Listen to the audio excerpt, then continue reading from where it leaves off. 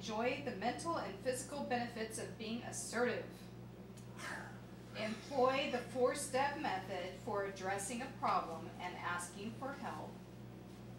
Overcome resistance to your requests. Time 10 to 14 minutes. And basically it's going to be a 3-step process. I will talk about a presentation on asserting yourself. Then we will do a scenario between myself and Amelinda. And then when that is finished, we'll do an evaluation between myself and Amelinda and any of the audience that wants to kick in and make comments. I'm going to sit over here so you'll be looking towards the camera. So we're ready, right? Okay. Asserting yourself effectively is not as easy as it sounds. Oftentimes when we are pressured with somebody that is annoying, like chewing gum in our speech or tapping their hands while we're trying to do a project, we would get frustrated. We would run off and avoid the situation to not say anything. But that doesn't solve the problem. The problem is the chewing the gum or the tapping the fingers that's annoying you. And what I'm going to tell you about is how to solve this issue. First of all, you want to state the problem. What is the problem? State it. Is it tapping their finger? Is it chewing gum? Is it smoking and blowing smoke in your face? You tell them of what the problem you have observed. You tell them your feelings, how it's affecting you. This is causing me pain and suffering. This is going to get me fired. Those are your feelings. You want to specify a solution. And a solution is something that you can live with, both parties, especially my topic tonight. And then you describe consequences. And the consequences are the things that will happen if we don't find a solution.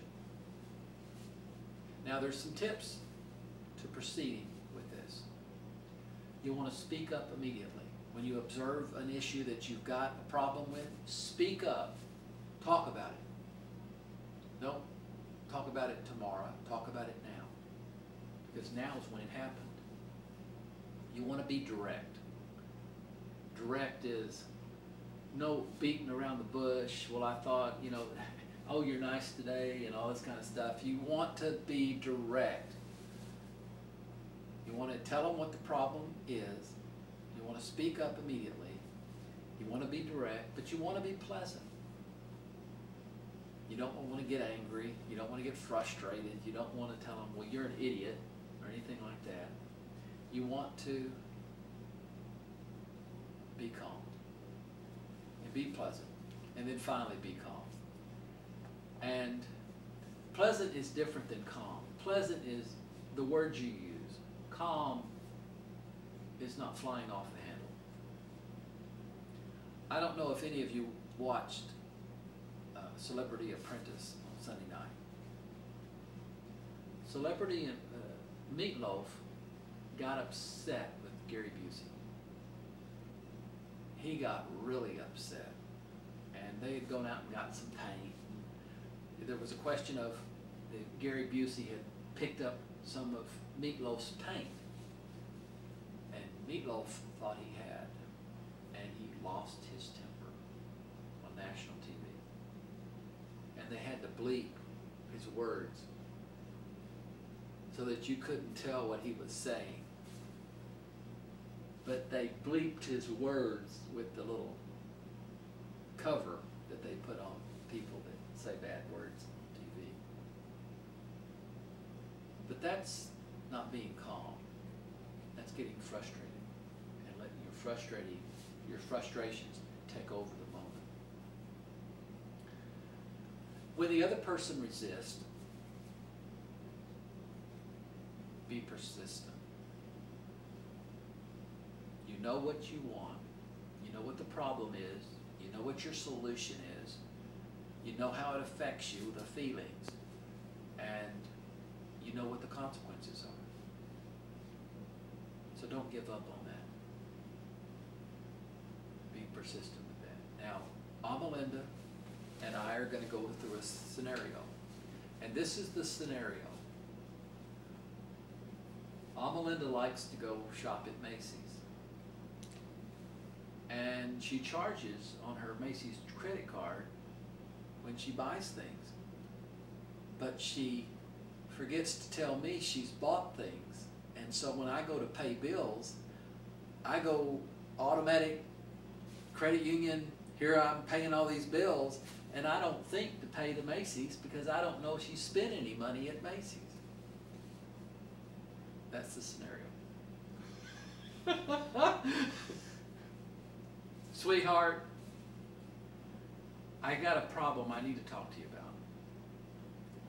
I found that we had a late notice on Macy's because you had bought some stuff at Macy's, some dresses or whatever you bought at Macy's. And I didn't know about it, so I didn't pay the bill. And I was late paying the bill because they charged us $29 late fee for not paying the bill. And if you had just told me that you bought some stuff at Macy's, I could have made a minimum payment. The minimum payment was $7. I was going to tell you, I was going to tell you, but then I forgot what I did, and it just slipped my mind. Well, I'm not angry at you. I'm just suggesting that whenever we are late, it goes against our credit record.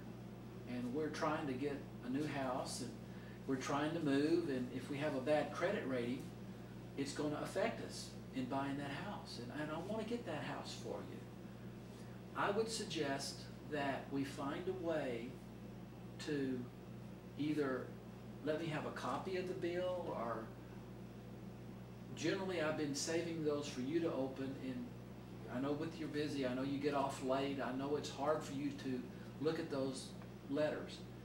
But if you could find the time to look at the Macy's bill and say, honey, we've got money we need to pay them $50 or $100 next month, or we can pay them in 3 payments or whatever.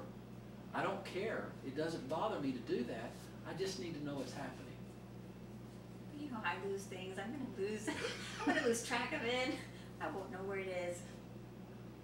I would encourage you to remember when you've gone. Just, if you want to, just call me up and say, hey, I just bought some stuff at Macy's. Would you please remember to make a payment this next month? Maybe that would work.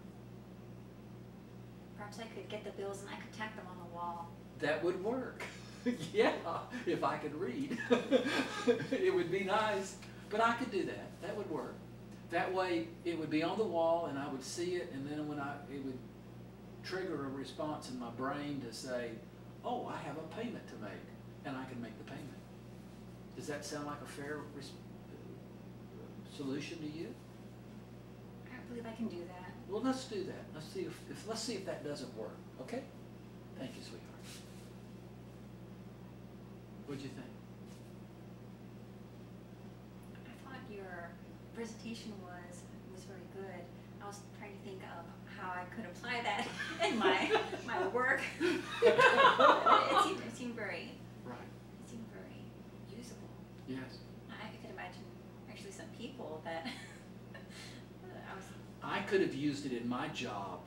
Well, when I was a supervisor, I would have been a better supervisor had I used this training.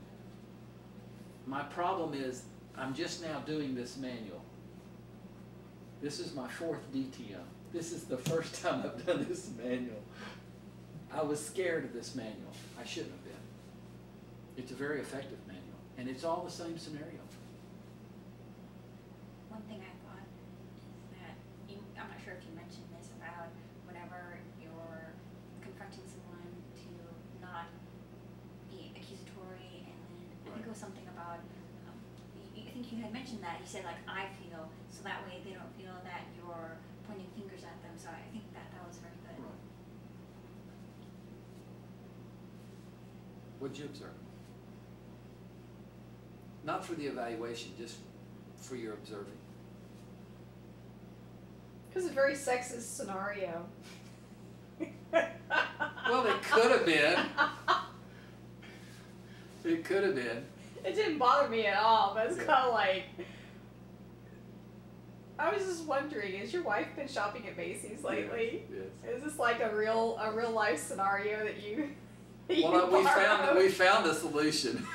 We found a solution. I now open her Macy's mail. I was wondering what the solution was going to be. I open her Macy's mail, and she had well, the problem is she goes for months and doesn't go to Macy's, and then she goes to Macy's. Right. And So it's not something you do every No, I don't. month.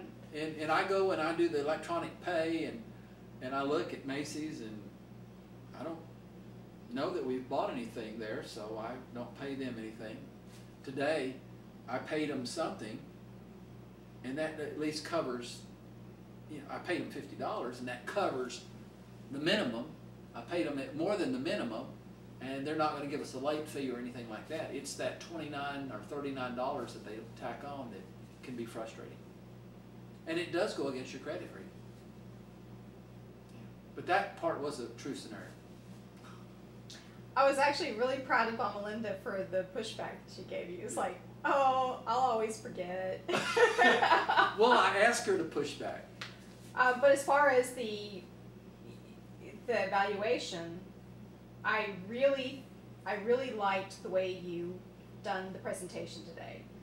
You described the process, and then you went through the process. You went through the process exactly the way you had described it.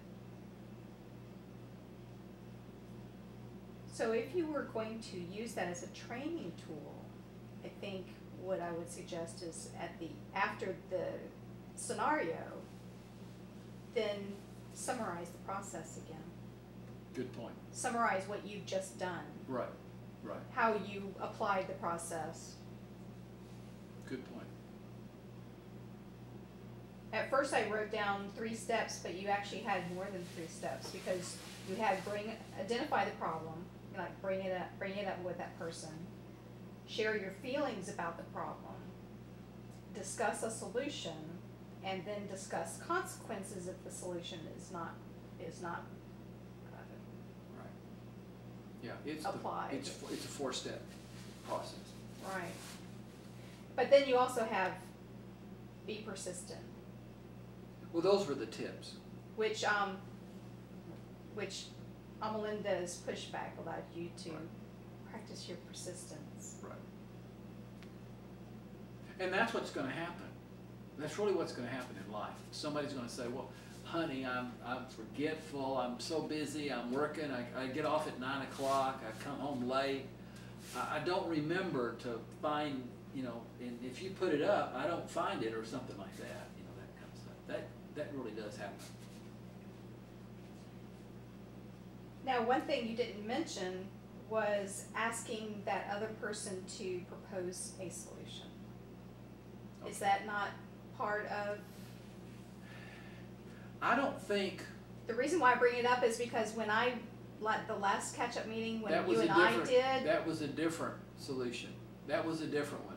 Right. Mine was to say, this is what we need to do. Persist until it's done. Yeah, that was this. That was This one really was your solution, Right. not the other person's Right. solution. Right. Now I tried to work with her to find solutions, and she popped up some, and we finally came at one that it was kind of her idea, but it solved my problem. Does that make sense? You have lots of holes in your wall. She shops a lot. That's actually what I did. I forgot to go to a contest to judge, and so what I ended up doing is I got a sticky note and I stuck it right beside my door because I was thinking I cannot afford to miss this one. Right. Yeah. That is good. Well, I've done stuff like that too. I'm not perfect. You're not. Just talk to my wife. Isn't that part of being DTM?